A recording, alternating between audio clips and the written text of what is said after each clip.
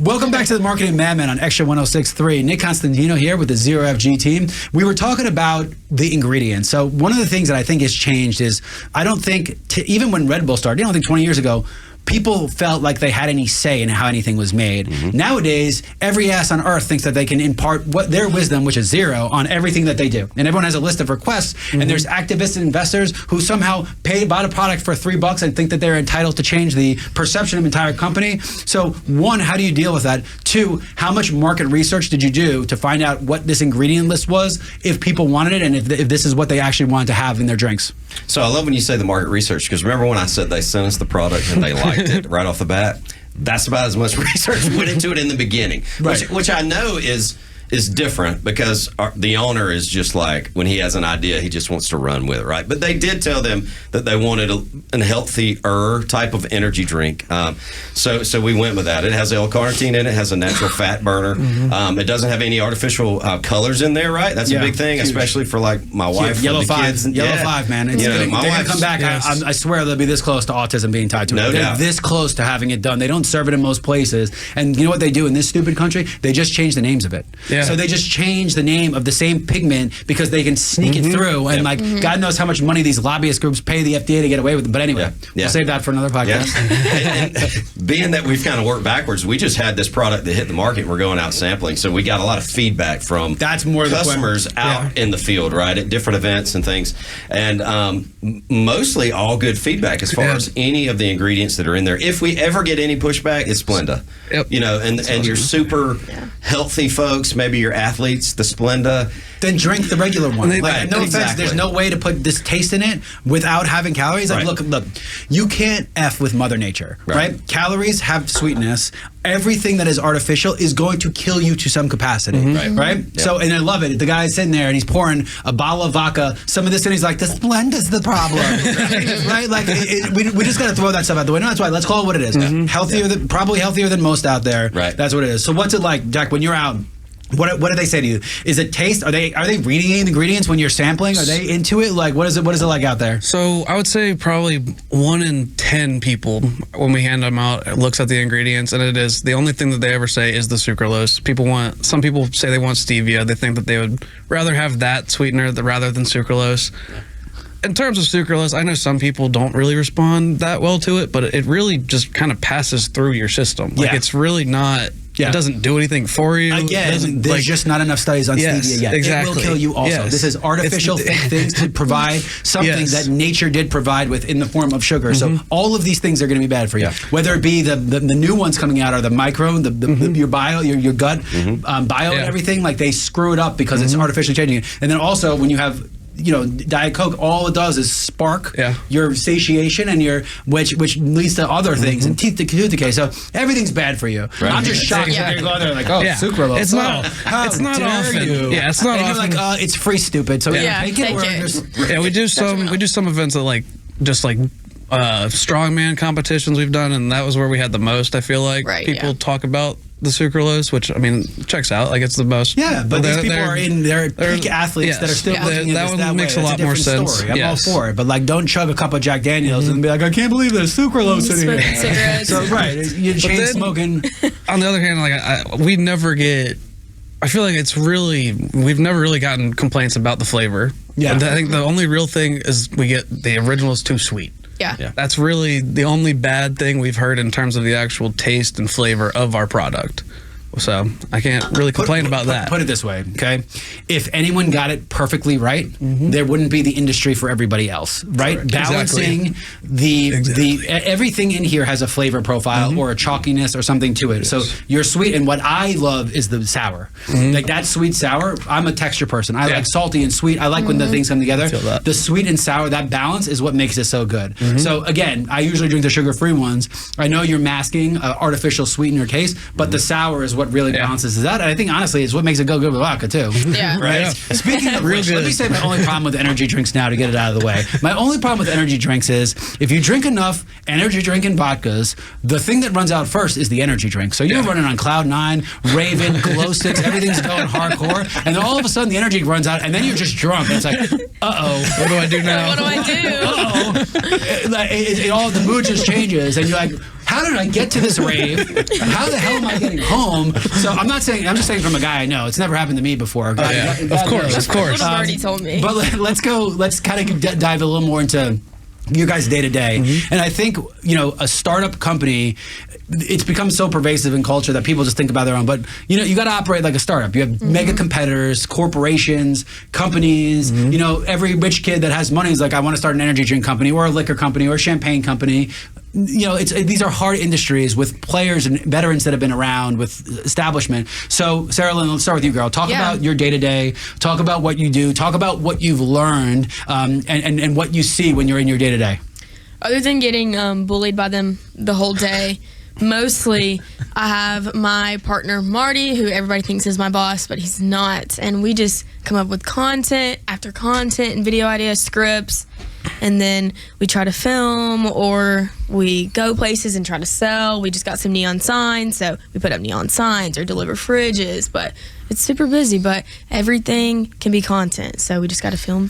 So I love it. I think one of the things about content, though, is now everybody has realized that, so everybody's putting out content, which weakens it a little bit. And I think also the concept of virality has changed because everyone's trying to fake being viral, which makes it not be viral. Right. So talk a little bit about what has worked, besides being a pretty girl on camera, talk a little bit about what has worked for you and what you've been like, I cannot believe that worked. Honestly, when I don't try on a video, that's what's going to go viral. The bloopers do better than the actual video that I spent time and Jack filmed me and then we got the lighting. But the bloopers for it, they do numbers and acting a fool does crazy. But then when we come up with a script, it's just, your regular, everybody likes it, okay. But I feel like the bloopers, when we really don't care, when I just put something together, it works so much better and it fits 0FG, so yeah, love it. And now talk about the difference. So when people talk about content, one, they don't realize how hard it is to get eyeballs on it, right? It used to be that it was really expensive to make content, but easy to get it out. Nowadays, it's cheap as shit to make it, but it's really hard to get it in people's hands.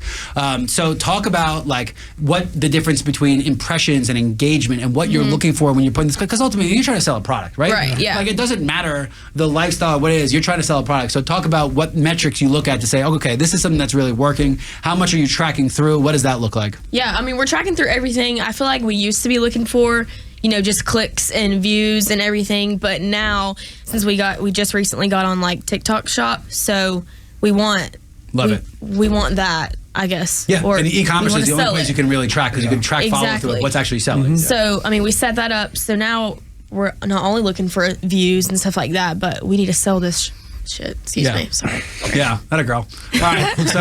So Jack, so you're when you're at events and we've worked these together, what are you looking for in events? Because that's another thing, right? COVID forced this pent up demand that all crashed at the same time, and now all of a sudden everyone was doing these events, revenge eventing, whatever you're going to call it. So talk about what you look for in events. Talk about where you've seen success with events, and talk about when you're on site, what you're doing to get people to try it.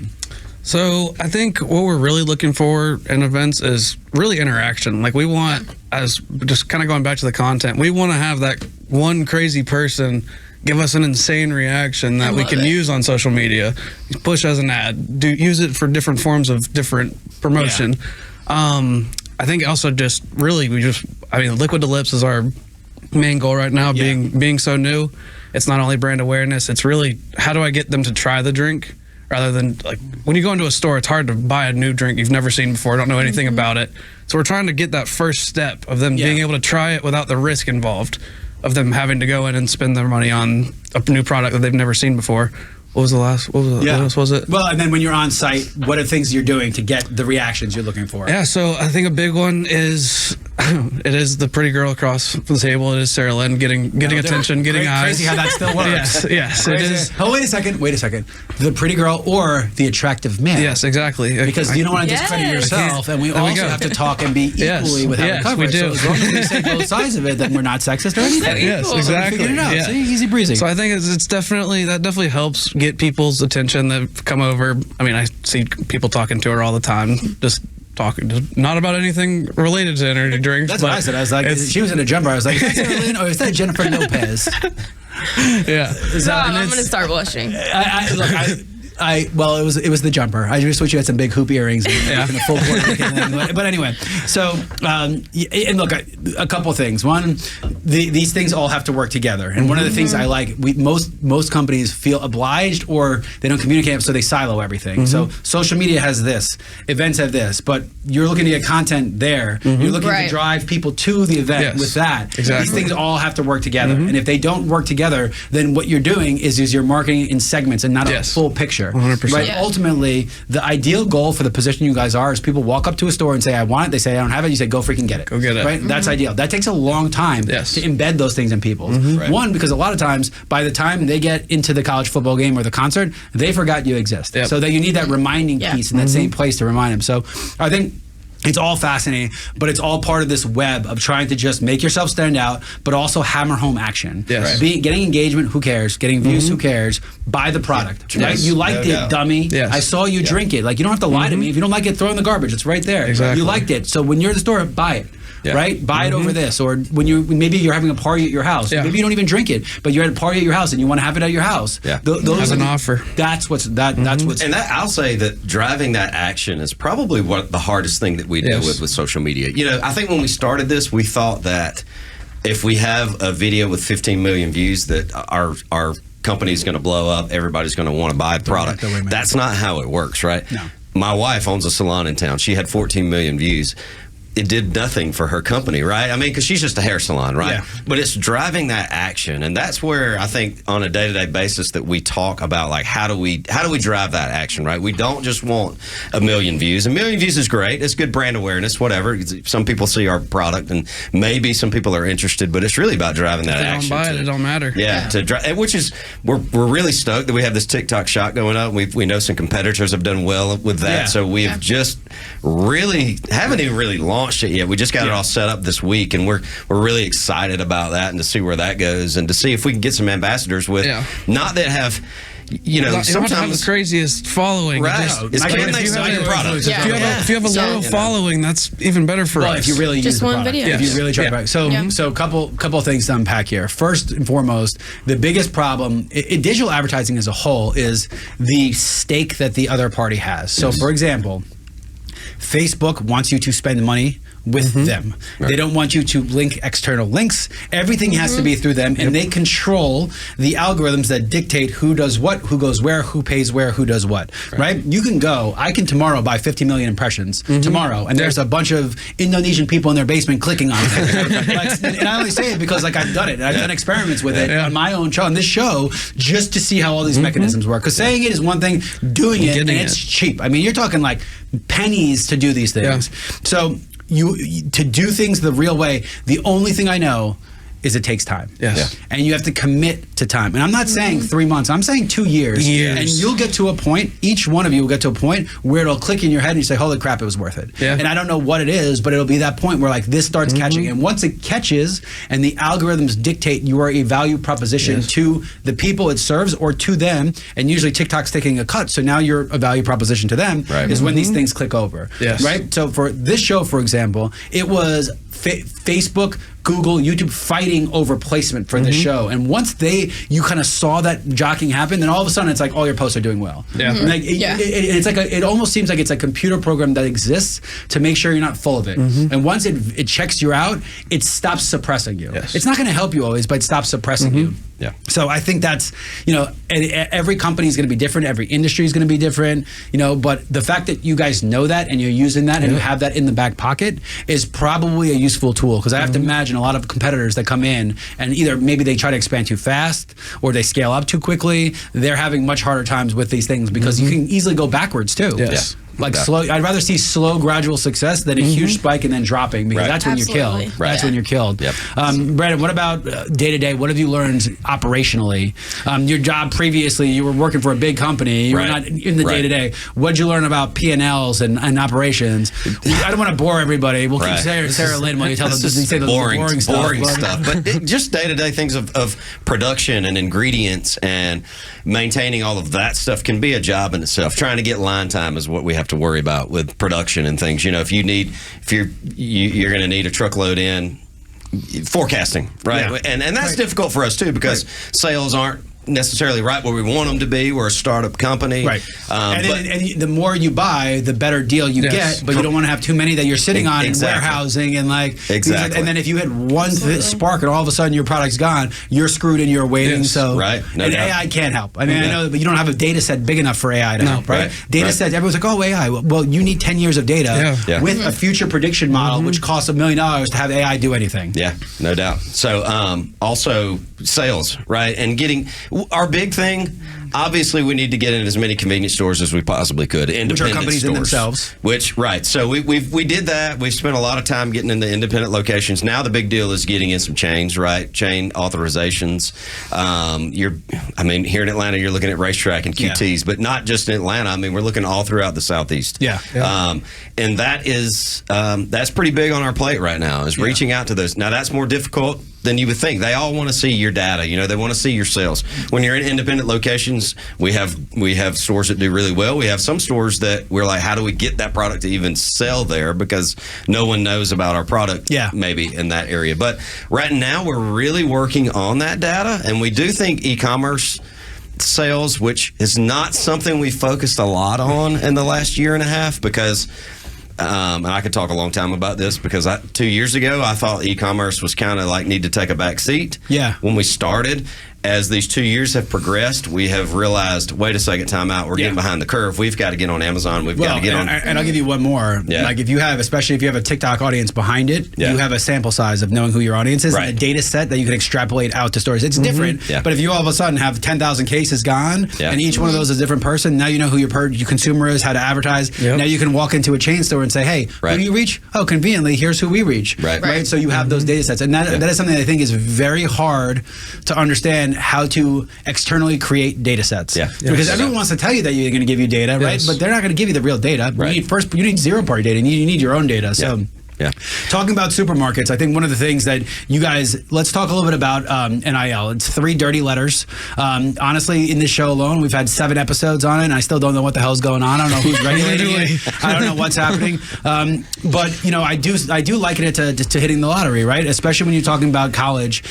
You're talking, the University of Georgia has 3 quarterbacks that potentially can play in a year, right? And any school, in any position, and you got to kind of take a guess. So we're not going to say the player's name because we don't need to muddy the waters, but you guys took a pretty big risk on an NIL deal. That player panned out to be one of the best in the nation. Talk about what the process was like, what you had initially thought it was going to be, and talk about as it was going, what it did for you. So, we thought that we were just going to get an athlete, and honestly, you think you get this athlete, he's in Athens, every student on campus is going to drink this product because he has it, you know. Those are our initial thoughts of like, oh, this is going to be great, right?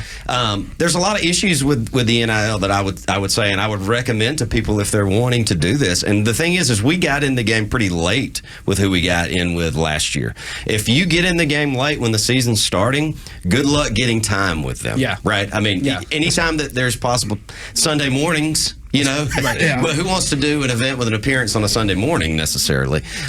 So if you're going to do an NIL deal, I recommend that you really start that process, if it's football, in January. You need to get that deal locked in so you can plan and prepare and have things ready for the season. In our case, it was kind of a last minute. I don't want to say last minute. We talked with and we were talking about a different player originally. Like, we weren't even the one that we ended up getting. It wasn't even on our real radar when we were initially handling the deal. We were talking about a completely different person. And those conversations in the beginning are like you just said, what if they get hurt in spring practice, right? And you pay this big lump sum of money, and now they're not playing the whole season. The biggest deal, DJ Uiagalelei signed $1 million deal. He can't even throw the ball for Florida State. You boo them to an 0-5. Right? It's insane. Another energy drink fueling him. You're taking these risks, And I think when people don't understand the life of an athlete, right? If you are the star athlete, you are being bred to be a prick from the second you get to high school, because everybody wants your attention and wants to sell you something and be a part of something. So I also, because of what I do, I've seen it from the other side and how to not do it and how what you can't expect out of these guys, right? Like, no offense, but like the contracts don't matter. Right? Like, because they're going to say is, oh, well, you had an opportunity, you didn't do it, so they didn't show up, so the contract's void. Like, they're just agents and all this stuff. It makes it dirty business. Now, that being said, to some capacity, you guys got a player who overexceeded on the playing field, which probably helped you get a spark in the right places, which probably helped you give you some legitimacy when you were meeting with stores. So talk about what you got out of it. I would say I was in Athens last week, and I ran into 2 guys in one of the C stores that we sell our product, and they were like, "You're still with that particular player," you know? Yeah. And I had to have a conversation with them about, you know, but I mean, it got our name out in Athens, Georgia, for sure. Now, does every student go to the local convenience store and purchase a drink? Not necessarily. That's still on our part, too, of getting out there and letting them try the product. But I do think it helped somewhat, especially geographically located where that particular player was. Yeah, I think it definitely we were brand new when we first got that deal, and it really kind of put us on the map to an extent. Obviously not as major as it could have been, but like even you guys, like I remember hearing you guys talk about, I think Chuck and Chernoff were talking about the new deal that we had with him before we had even started talking to you guys about partnering. And that kind of like just more people knew who we were because of the press release and like other companies picking up the story about that and if happening. you're smart with that, man, that's worth the investment in itself. Because you know, some companies, they just pay to put a press release out. Organic fodder and social media, and like there is an earned media value to what these things. It's very hard to quantify, and anyone who gives it to you is inflating it by 500%. But there is a number on there. I remember, Brandon, one of the things you had told me was like, because you signed that deal, you were getting reached out to by like teams that are like, I want $84 million because you signed one deal. So talk about the aftermath and how quickly it was like, what? How did this happen? It happened super fast, and when the press release goes out, right, then it's all in all the news outlets, right? And I was getting calls from all kinds of people. I mean, I tell people that Did you put your name on the press release? No, but you gotta go fake name. Mike Concho. Right, I don't know. You gotta go Mike Concho. The funniest one that I had is I had a meeting with the Los Angeles Dodgers right after that time period. You know, they were looking for their official energy drink. I got on the call with really no intentions, really, of being the official energy drink. Why did you get on the call? Why didn't you get flown out to LA? Right. I mean, I would have been like, I expect a first class jet. It'll be here, and I actually want Shohei Ohtani to pick me up. How's that sound? Right. And I got like we were in Sports Illustrated articles like talking about the deal. Like even after the deal ended, they were still. I think there was a brand new one when so-and-so had another deal pop up. That was pretty crazy. And we were tied into it, even though our deal had ended. So we were kind of still reaping benefits off of that, even though it's not going on anymore. And look, there was risk involved. I think you guys came out on the right side of the risk, but there's a lot of people that are not going to. There's a lot of lack of regulation. There's a lot of things that happen. Like once the player becomes a professional, all the contracts are void. So those people think they're going to strike it rich getting with this person when they're young. It's not true. It's a completely different contract because they're a professional now. That is one thing that they were clever to do because the NFL didn't want people messing with their money, right? When you talk about college. So we're going to also talk about some of the downsides when a player does well and all of a sudden that renewal comes up. So you've been listening to the Marketing MadMen on Extra 106.3, and we'll be right back with the Zero FG team.